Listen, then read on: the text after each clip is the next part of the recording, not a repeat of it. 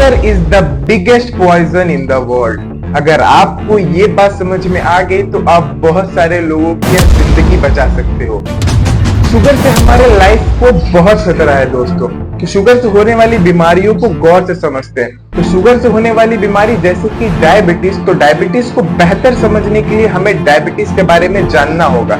According to WHO in 2019 1.5 million लोगों को diabetes हुआ, जिसमें 48% लोगों की डेथ हो गई डायबिटीज की वजह से। कुछ कार्डियोवैस्कुलर डिजीज से मरे जिसका कारण था डायबिटीज, तो कुछ किडनी डिजीज से भी मरे जिसका कारण था डायबिटीज। को डायबिटीज हुआ, समंथा रोड को डायबिटीज हुआ, तो उन्होंने कहा कि उन्होंने अपना डायबिटीज एक हेल्दी डाइट और रेगुलर एक्सरसाइज करने से कंट्रोल किया। Healthy eating and regular exercise is the most important part for the diabetic patient. और आपको कुछ ऐसी चीजें करनी है जिससे आप अपने डायबिटीज होने के रिस्क फैक्टर को कम कर सकते हो।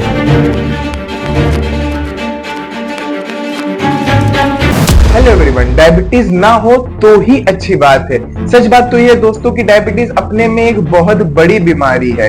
इसमें कोई डाउट नहीं है कि अनहेल्दी खाने से या लैक ऑफ फिजिकल एक्सरसाइज से भी हमें डायबिटीज हो सकता है। डेफिनेटली हमें हो सकता है, लेकिन और भी कारण है डायबिटीज होने के। चलिए जानते हैं वो क्या कारण है, और ये जानते हैं कि डायबिटीज हमारे शरीर के लिए, इंसानों के लिए इतनी हानिकारक क्यों है। तो चलिए जानते हैं क्या है डायबिटीज। डायबिटीज एक क्रोनिक डिजीज है जो तब होता है जब हमारी पैंक्रियाज से जो इंसुलिन होता है वो नॉट इनफ प्रोड्यूस, मतलब वो उतना प्रोड्यूस नहीं हो पाता है। और ये तब होता है जब वो इंसुलिन, अपनी बॉडी उस इंसुलिन को यूज नहीं कर पाती है। इंसुलिन एक हार्मोन होता है जो हमारे ब्लड ग्लूकोज लेवल को रेगुलेट करता है। अगर ये लॉन्ग टर्म तक डायबिटीज हमारे बॉडी में बनी रही तो ये हमारे बॉडी को डैमेज भी कर सकती है, जैसे कि हमारे ब्लड वेसल्स को, हमारे नर्व्स को भी। डायबिटीज मेलाइटस में दो तरीके के डायबिटीज मेलाइटस होते हैं, जैसे कि टाइप 1 और टाइप 2। टाइप 1 को हम इंसुलिन डिपेंडेंट या जेवलिन या चाइल्डहुड ऑनसेट भी बोलते हैं। ये तब होता है जब इसमें इंसुलिन की प्रोडक्शन नॉट इनफ होती है, तो मेडिकेशन के थ्रू हम उस प्रोडक्शन को, इंसुलिन को देते हैं। और टाइप 2 डायबिटीज मेलाइटस में क्या होता है, जो इंसुलिन जो होती है वो हमारी बॉडी यूज नहीं कर पाती, उसको यूज ही नहीं करती है। तो टाइप 2 डायबिटीज मेलाइटस में ये प्रिवेंटेबल है, लेकिन हमें इसके रिस्क फैक्टर को बहुत ध्यान देना होगा। तो हम अगर सिम्टम्स की बात करें तो टाइप 2 डायबिटीज मेलाइटस के symptoms time to time vary करते हैं। ये लॉन्ग टर्म के बाद अपने सिम्टम्स दिखाते हैं, जैसे कि थ्रस्टी लगना। पेशेंट को हमेशा लगेगा कि उसका गला सूखा हुआ है, बार बार उसको यूरिन जाना, वो बार बार पेशाब करने जाएगा, हर थोड़ी देर में उसको पेशाब लगने लगेगा। जितना वो पी नहीं रहा है उससे ज्यादा वो यूरिन पास आउट कर रहा है, और हमेशा उसको टायर्ड सा लगेगा, हमेशा थका सा लगेगा।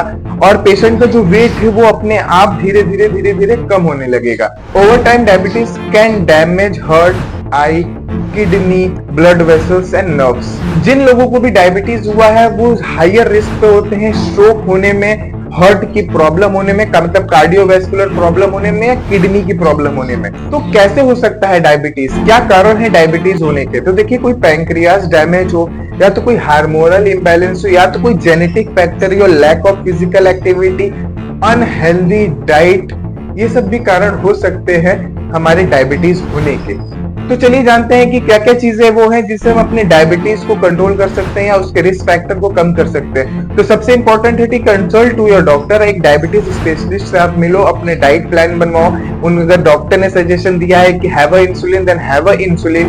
और अगर उसके अलावा आप अपने लाइफ स्टाइल चेंजेस में क्या क्या कर सकते हो, आप 30 मिनट्स के रेगुलर एक्सरसाइज करो, आप एक प्रॉपर डाइट लो, आप अनहेल्दी कुछ भी मत खाओ, सैचुरेटेड फैट बिल्कुल मत खाओ, अपने वेट को हमेशा मैनेज रखो, अपनी BMI को कंट्रोल रखो। अगर आप सिगरेट पी रहे हो या स्मोकिंग या टोबैको यूज कर रहे हो तो वो भी बिल्कुल बंद कर दो। अगर इन सब चीजों को आप डेली लाइफ में फॉलो करते हो तो अपने डायबिटीज होने के रिस्क फैक्टर को कम कर सकते हो। तो दोस्तों, अगर आप फिजियोथेरेपी जैसे प्रोटोकॉल हमारे वाराणसी में चाहते हो तो आप मुझे DM करो, मैं अपना जीमेल लिंक अपने डिस्क्रिप्शन बॉक्स में डाल दूंगा।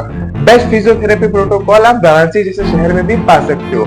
और भी मैंने कुछ फिजियोथेरेपी से रिलेटेड वीडियो डाले हुए हैं, कुछ मेडिकल की चीजों पर वीडियो डाले हुए हैं, जैसे कि स्ट्रोक हो तो क्या करें, कपिंग थेरेपी क्या सेफ है कि नहीं है। तो इस वीडियो को लिंक पे जाकर क्लिक करो और इस वीडियो को देखो, और अपने फैमिली को डायबिटीज मेलाइटस होने से बचाओ और उसके रिस्क फैक्टर को कंट्रोल कराओ।